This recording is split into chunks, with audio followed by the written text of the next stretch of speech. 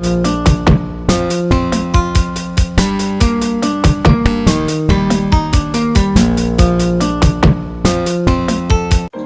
जय हिंद, नमो बुद्धाय, जय भारत, जय संविधान। मैं रतनपाल भारती और आप देख रहे हैं भारत न्यूज। साथियों, जैसा कि हम सब जानते हैं, 9 अक्टूबर का दिन है। मान्यवर कांशीराम का परिनिर्वाण दिवस के रूप में इसे मनाया जाता है।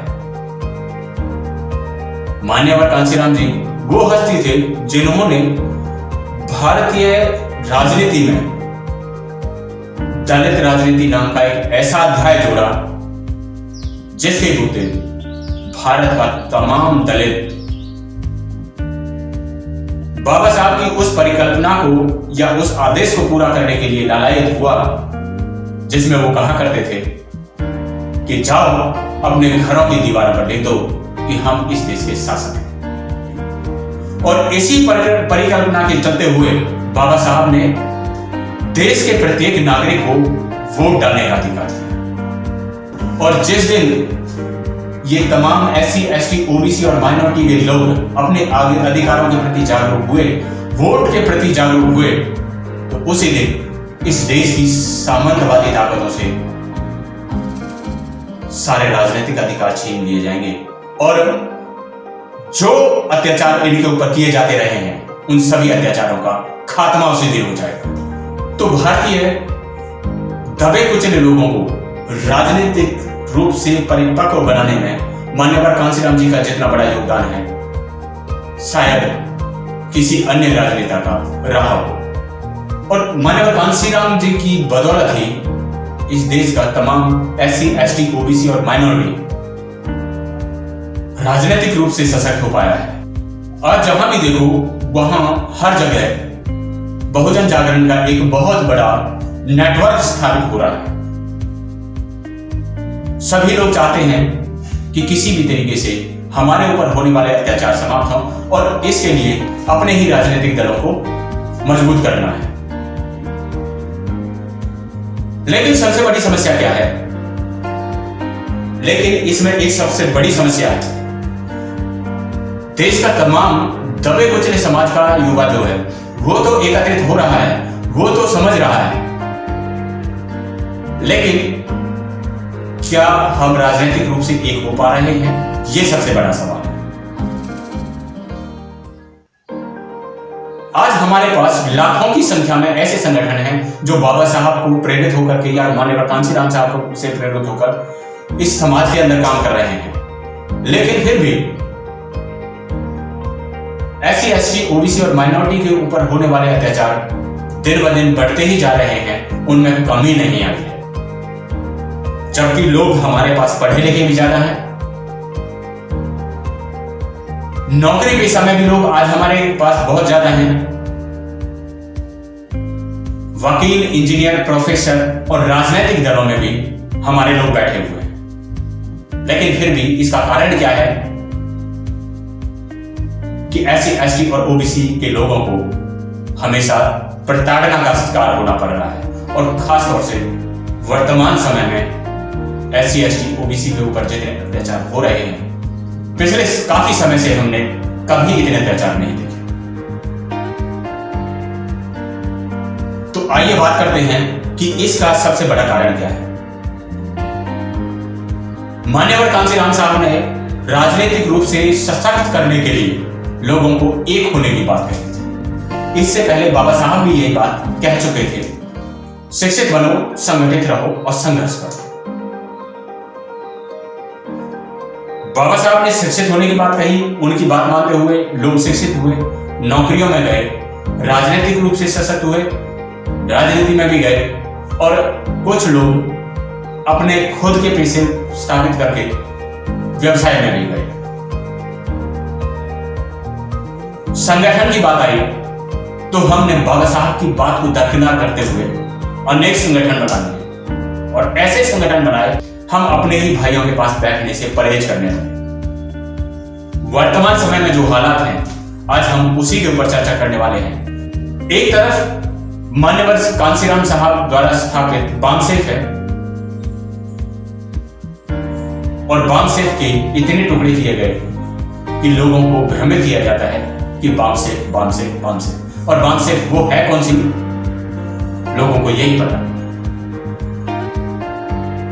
एक बम सेफ मायावती जी के साथ यानी कि बहुजन समाज पार्टी के लिए चंदा जुटाने का काम करती है, उसे कैडर देने का काम करती है। एक बम सेफ माननीय वामन मेश्राम जी की बम सेफ, वो बीएमपी पार्टी बना करके लोगों को दूसरे मंच पर बिठाने का काम करती है। एक तीसरी बम सेफ है मूल निवासी संघ वाली, वो तीसरे मंच पर लोगों को बिठाने का काम करती है। आजाद समाज पार्टी भी मान्यवर कांसीराम साहब से प्रेरित है, वो लोगों को चौथे मंच पर बैठाने का काम करती है। इस तरीके से न जाने हमारे पास कितने संगठन हैं और हम अलग अलग संगठनों में बैठकर अलग अलग मंचों पर बैठना पसंद करते हैं। तो हम मान्यवर कांसीराम साहब का या बाबा साहब डॉक्टर भीमराव अम्बेडकर का कौन सा सपना साकार कर रहे हैं? धिक्कार है हमारी इस मानसिकता पर। हम ऐसे लोगों को तो एक करने की बात करते हैं जो अनपढ़ हैं, बेचारे देहात में रहने वाले हैं, जो पहले से अंधविश्वास में पड़े हुए हैं, लेकिन हम जो खुद को अम्बेडकरवादी कहते हैं, मान्यवर कांसीराम साहब का चिल्ला चपाटा बोलते हैं, उन्हीं के नाम पर बनाए गए संगठनों के मुखिया बने बैठे हैं, हम कभी एक नहीं हो सकते और उम्मीद करते हैं, गुमराह करते हैं उन लोगों को जो लोग चाहते हैं कि ये देश वास्तव में दलित, एससी, एसटी, ओबीसी और माइनॉरिटी उत्पीड़न से पूरी तरह से आजाद हो। हम कौन सा भारतवर्ष चाहते हैं? हम कौन से संगठन की बात कर रहे हैं? अलग अलग मंचों पर बैठकर क्या हम संगठित हो रहे हैं?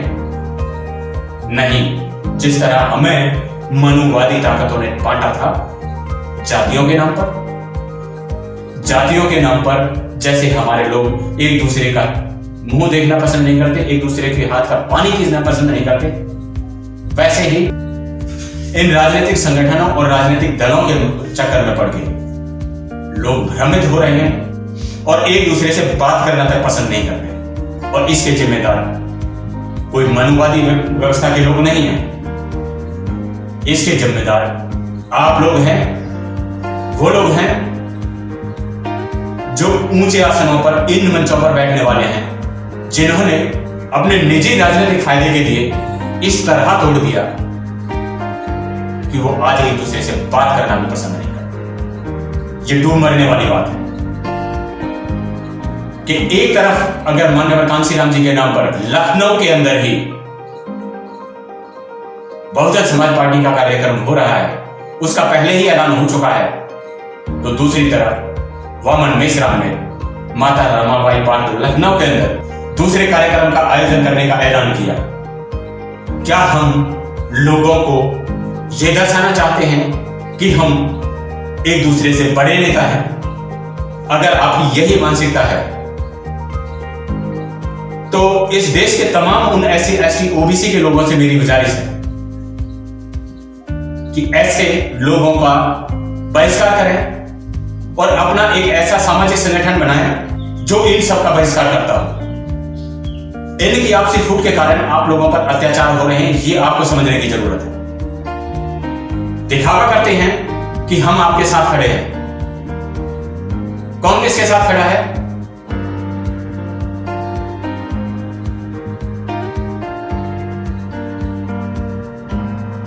अपने राजनीतिक फायदे के लिए आप लोगों को बरगला रहे हैं, लेकिन जहां लोगों के हक अधिकार की बात आती है, उन पर अत्याचार खत्म होने की बात आती है, वहां आपने एक दूसरे से मुंह मोड़ रखा है। समाज से हमारा आग्रह है कि सामाजिक संगठनों का निर्माण करें और एक ऐसे मंच का निर्माण करें जिस पर सभी सामाजिक संगठन आपके एकजुट होते हों और इन राजनेताओं को उस पर आने के लिए मजबूर करें, इन्हें धमकाएं कि अगर आपको हमारा वोट चाहिए तो हमारे इस मंच पर आना पड़ेगा और आपको एकजुट होकर आना पड़ेगा। अगर आप एकजुट नहीं है तो हमारा आपसे कोई संबंध नहीं है। छोड़ दीजिए इन लोगों को अकेला। कहां जाएंगे ये समाज से अलग होके? आखिर इन्हें वोट इसी समाज की चाहिए ना, SC, ST, OBC और माइनॉरिटी की। इन्हीं की राजनीति कर रहे हैं ना ये। तो इन तमाम लोगों से कहिए कि आप लोगों को अगर हमारा वोट चाहिए तो एकजुट होकर के एक मंच पर आइए जहां हम बैठे हुए हैं। हम आपके मंच पर जाने वाले नहीं हैं। अगर आपने ऐसा कर दिया, इस देश का तमाम SC, ST, OBC और माइनॉरिटी के लोग ऐसा करने में सफल हो गए, तो उसी दिन ये आपके कथित नेता हाथ जोड़कर आपके पास आएंगे और जो ताकतें आपका शोषण कर रही हैं वो नाक रगड़ती हुई आपके सामने नजर आएंगे। आप लोगों को समझना होगा कि आपका हित कहां है। क्या आप इस तरह बढ़कर रहना चाहते हैं कि कांसीराम जी के नाम पर, बाबा साहब के नाम पर आपको उल्लू बनाया जाए और अपना उल्लू सीधा करने के लिए ये राजनीतिक फायदा उठाने वाले लोग आपको ऐसे ही बांटते रहें? तो ये आपकी मर्जी है, वरना तो आपको अपनी एकता सिद्ध करनी होगी, तब जाके आप इन लोगों को एकजुट कर पाएंगे। क्योंकि इन्हें राजनीतिक सत्ता का लालच है। हर एक आदमी को राजनीतिक सत्ता चाहिए, लेकिन बहुजन समाज तब शासनकर्ता जब बनेगा जब आपके ये राजनेता एकजुट होंगे। तो बाबा साहब और मान्यवर कांसीराम जी के नाम पर लोगों को बांटने की जो प्रक्रिया चल रही है वो नए नए संगठन पैदा कर रही है, और उन नए संगठनों में बढ़कर हम एक दूसरे के पास बैठना भी पसंद नहीं करते।